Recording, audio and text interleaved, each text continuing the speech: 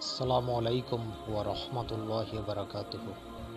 সকল প্রশংসা একমাত্র মহান আল্লাহর জন্য।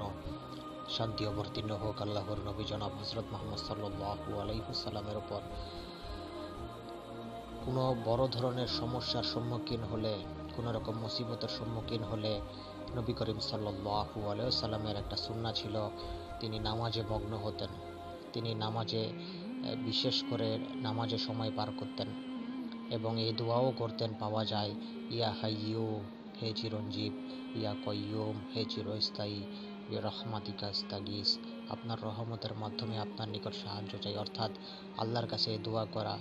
কেউ যদি এই দোয়া বাংলা অর্থ পড়ে তাও অসুবিধা নেই, কিন্তু মনোযোগ সহকারে দোয়া করাটা হচ্ছে আসল। আমাদের সমাজের মানুষ ডিপ্রেশনে, দুশ্চিন্তায়, পেরেশানিতে পড়লে গান শুনে, মুভি দেখে বা আরও বিভিন্ন ধরনের তথাকথিত যে সলিউশন, এগুলো আসলে কোনো সলিউশন নয় সত্যি বলতে, তথাকথিত সলিউশন, এগুলোর থেকে বাঁচার জন্য করে থাকে নাউযুবিল্লাহ, যা সম্পূর্ণ ইসলামের দৃষ্টিতে নাজায়েজ।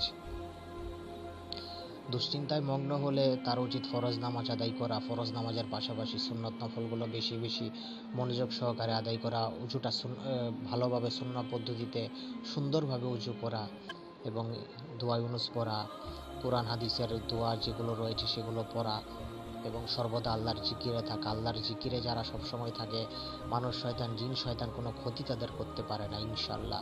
কিন্তু অবশ্যই সেটা সবসময় করতে হবে। আপনি হঠাৎ করে করলেন, এরপরে ছেড়ে দিলেন না, এমনটা হবে না। আপনি নিয়মিত আল্লাহর জিকিরে থাকবেন, তখন কোনো দুশ্চিন্তা আপনাকে গ্রাস করতে পারবে না ইনশাআল্লাহ। আর সবথেকে বড় জিকির হচ্ছে 5 ওয়াক্ত নামাজ। পুরুষের জন্য জামাতের সাথে আদায় করা হচ্ছে ওয়াজিব। কোনো ভয়াবহ সমস্যা যদি না থাকে, অবশ্যই পুরুষকে জামাতের সাথে নামাজ আদায় করতে হবে, ফরজ নামাজ। আর মহিলাদের জন্য আপন ঘরে নামাজ পড়া সবথেকে বেশি ভালো। আল্লাহ পাক আমাদের এই আমলগুলো করার তৌফিক দান করুক এবং খারাপ থেকে বেঁচে থাকার তৌফিক দান করুক।